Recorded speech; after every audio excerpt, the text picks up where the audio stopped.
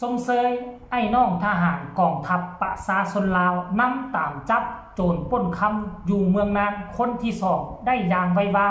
ในตอนสวยของมือนี้ทักท้ายสบายดี FC ทุกทานก็แล้วกันมาพบมาพ่อกันคลิปนี้ติดตามอย่างเนืองนิดเรียนติดทานผู้ชม FC แฟนคลับยาสุภากันละสายหูละสายตากำลังมวนกำลังมันอัปเดตล่าสุดโจรปุ้นคำอยู่ที่เมืองนานแขวงหลวงพระบางคำเสียหายไปเป็น100 กว่าบาทท่านผู้ชม FC แฟนคลับในค่ำคืนที่ผ่านมาของวันที่25จับได้1 คนบ้านอยู่คือผู้สร้างคำและล่าสุดมื้อนี้วันที่26เนาะเจ้าหน้าที่ตำรวจร่วมกับกองทัพประชาชนลาวก็คือไอ้น้องทหารของพวกเฮาลุยเองงานนี้จับได้ในตอนบ่ายของวันที่26นี้ซึ่งโจรคนนี้อยู่ที่เมืองจอมเพชรบ่ทราบบ้านแต่ว่าจุดที่จับสกัดได้นั่นอยู่ม่องใดบ่เห็นมีผู้ใดรายงานรายละเอียดท่านผู้ชม FC แฟนคลับกะจะเห็นได้ว่ากู้หน้าให้กับเจ้าหน้าที่ของสปป.ลาวของพวกเขาได้อย่างละเอียดซึ่งที่ผ่านมาเหตุโจรดึงสายข้อค้ำอยู่ที่นครหลวงเวียงจันทน์ 4-5 เทื่อก็มิดเงียบโจรปุ้น 3-4 ครั้งมิดเงียบมาครั้งนี้ยาสูมาเหยียบดินแดงเมืองล้านสร้างต้นตำนานเมืองเก่าแก่ของสปป.ลาวเจ้าหน้าที่ตำรวจเจ้าหน้าที่ทหารร่วมมือกันออกไล่ล่าภายในคันชิวอละภายใน24 ชั่วโมงได้หนิยังบ่ฮอด24 ชั่วโมงได้จับได้แล้วและปัจจุบันนี้กำลังสืบสวนสอบสวนตามหาอุปกรณ์อาวุธที่ใส่ก่อเหตุนั่นก็คือกองการปืนอากาศแต่คงจะได้ไวๆนี่ล่ะและที่สำคัญก็คือว่าต้องนำไปหาคำที่ข้าเจ้าลักออกไปได้เป็น100 กว่าบาทต้องเอาคืนมาให้ได้ไปมอบให้เจ้าของห้างคำให้มันได้ครบถ้ากรณีว่าจับได้ครบ2 คนและคำกับกองการก็นำคืนเอามาได้นั่นแหละคือประชาชน7 ล้านกว่าคนจะไว้เนื้อเชื่อใจและจะเคารพนับถือสามารถจะฝากชีวิตตนเองไว้ได้กับอ้อมกอดของเจ้าหน้าที่ของพวกเขาท่านผู้ชม FC แฟนคลับมันจะมีคลิปหนึ่งที่เล็ดลอดออกมาปัจจุบันนี้กลายเป็นกระแสฮือฮาจับผู้ทำอิฐนั่นบ่มีคลิปวิธีการจับแต่จับผู้ที่2ได้นี่ป๋าโถกับมือใส่ซัดให้มันไปนอนลงกับพื้นปืนอากาศแนบกับมือใส่เสียงแข็งเจ้าหน้าที่ทหารต้องเห็นแบบนี้มันต้องเด็ดขาดเด็ดเดียวต้องระมัดระวังอย่าให้เกิดแบบนี้อีกตืมอยู่ในแขวงของพวกเขาแขวงอื่นจะเกิดขึ้นรถจับได้บ่จับได้ก็แล้วแต่มาเกิดอยู่กับแขวงหลวงพระบางโอ้โหนี่เป็นพระเอกเลยทั้งเจ้าหน้าที่ตำรวจทั้งเจ้าหน้าที่ทหารกองทัพฝากฟังหลวงพระบางของเขาปัจจุบันนี้คือรอที่สุดคือเป็นแบบอย่างที่ดีให้กับเจ้าหน้าที่แขวงอื่นท่านผู้ชมต้องได้มาเฮียนเอาแหละมาต้องได้มาเฮียนแบบอย่างวิธีการจับโจรวิธีการไล่ล่าโจรให้มันทวงทันเฮ็ดแนวใดนี่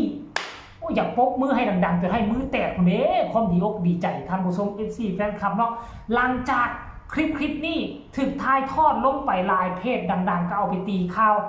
และมาฟังคำคิดคำเห็นบังดูพี่น้องประชาชนคนลาวของพวกเขาจะคิดเห็นแนวใดหลังจากหู้ข่าวจับได้ภายใน24 ชั่วโมงนี่นะเอามาฟังพร้อมกันคนแรกบอกว่าสมเสยเจ้าหน้าที่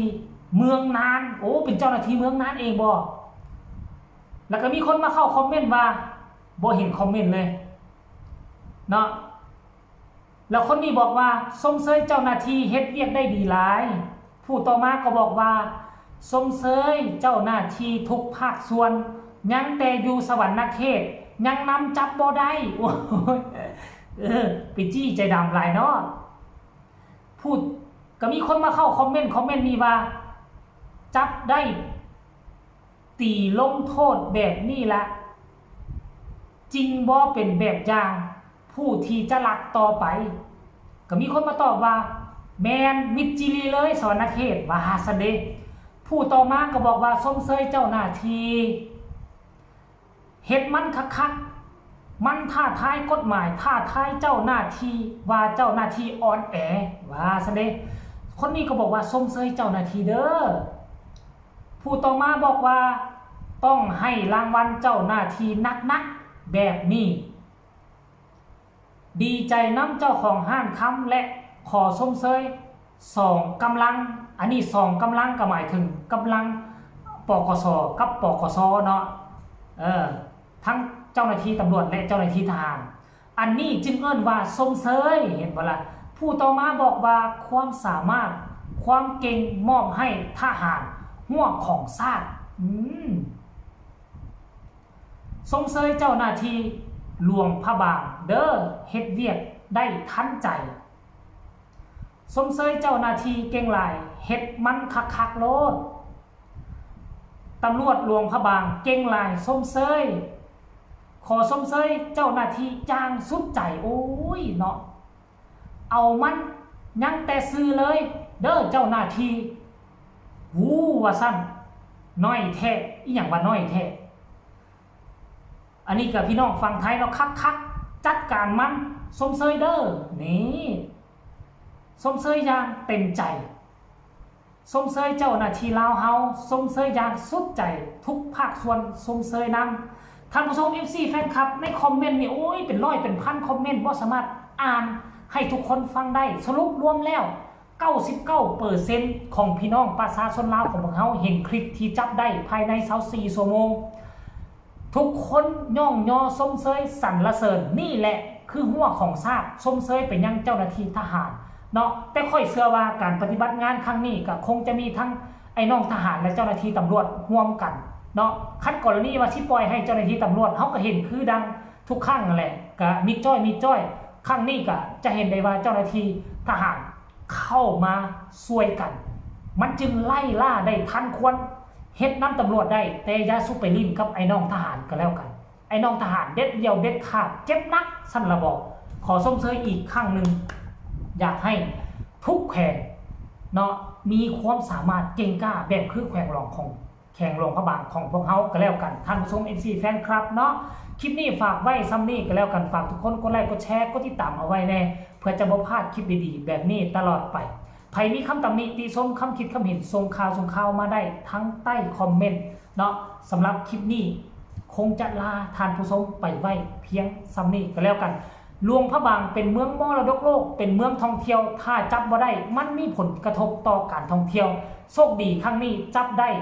แขกต่างดาวข้าวต่างแดนก็จะมีความอุ่นใจมาเที่ยวหลวงพระบางจะมีความปลอดภัย 100% แน่นอนคลิปนี้ฝากไว้ซ้ำนี้สบายดี